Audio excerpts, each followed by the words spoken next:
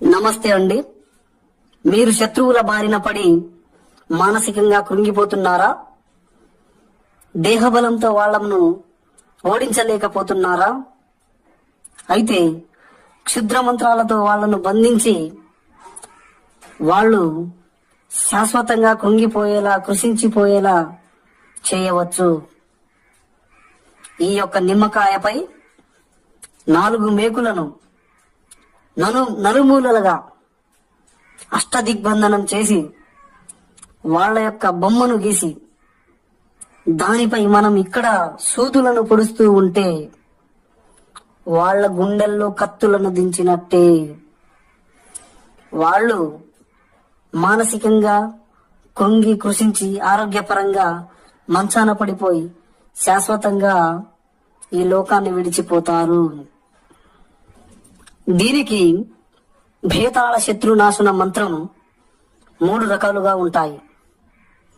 అవి ఉపయోగించి క్షుద్ర మంత్రాలతో వాళ్లను కృంగదీయవచ్చు. ఓం నమో కాళికాంబా దేవి అయి నమః.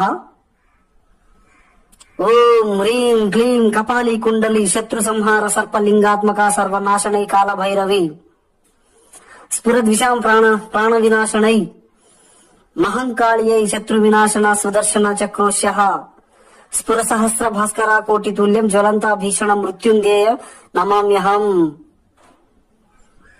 ఈ మంత్రానికి తోడు మరో 2 రహస్యమైన మంత్రాలుంటాయి.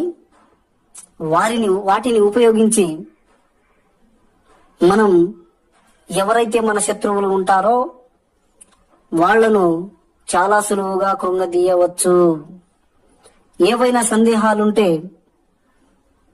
స్క్రీన్ పై కనిపిస్తున్న నంబర్ ని సంప్రదించండి. గురువు గారు మీ సందేహాలను